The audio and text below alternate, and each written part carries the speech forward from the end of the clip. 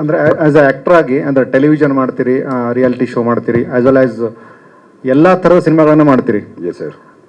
ಒಬ್ಬ ಆ್ಯಕ್ಟರ್ ಆಗಿ ತುಂಬ ಕನ್ವಿಕ್ಷನ್ ಆಗಿ ನಿಮ್ಮನ್ನು ನೀವು ಇನ್ವಾಲ್ವ್ ಮಾಡಿಕೊಂಡು ಎಲ್ಲ ಪ್ರಾಜೆಕ್ಟ್ಗಳಲ್ಲೂ ನೀವು ಒಂದು ಮೇನ್ ಲೀಡ್ ಆಗಿ ಕಾಣಿಸ್ಕೊಳ್ಳುವಂಥದ್ದಕ್ಕೆ ಒಂದು ಸ್ಟ್ರಾಂಗ್ ಸೀಕ್ರೆಟ್ ಇರುತ್ತೆ. ಏನು ಸೀಕ್ರೆಟ್ ಅಂತ ಅಂದರೆ ಆಲ್ಮೋಸ್ಟ್ ಎಲ್ಲ ಸಿನಿಮಾಗಳನ್ನು ಮಾಡ್ತಾರೆ. We are very happy about your career. It's all opportunity and ನಿಮ್ಮೆಲ್ಲರ ಬ್ಲೆಸ್ಸಿಂಗ್ಸು ಸರ್ ಅಷ್ಟೇ.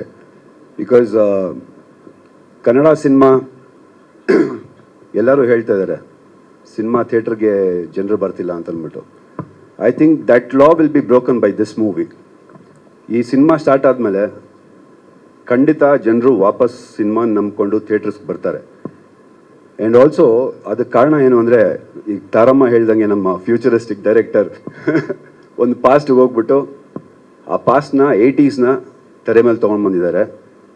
ಅದನ್ನು ಥಿಯೇಟ್ರಲ್ಲಿ ನೋಡಿದ್ರೇ ಚೆನ್ನಾಗಿರುತ್ತೆ.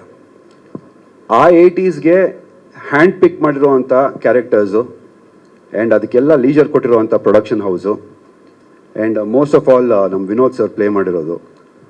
ಅವ್ರ ಜೊತೆನಲ್ಲಿರೋವಂಥ ಅಷ್ಟು ಕ್ಯಾರೆಕ್ಟರ್ಸ್ ಆಗಲಿ ನಾನಾಗಲಿ ಪ್ರತಿಯೊಬ್ಬರಿಗೂ ಒಂದು ಮೋಟಿವೇಶನ್ ಕೊಟ್ಟು ಇದೇ ರೀತಿ ಮಾಡಬೇಕು ಅಂತ ಒಂದು ದಾರಿ ತೋರಿಸ್ಕೊಟ್ಟು ಟೀಮ್ ಜೊತೆನಲ್ಲಿ ಒಂದು ಮಾಡಿದಾಗ I think this kind of compliments will flow.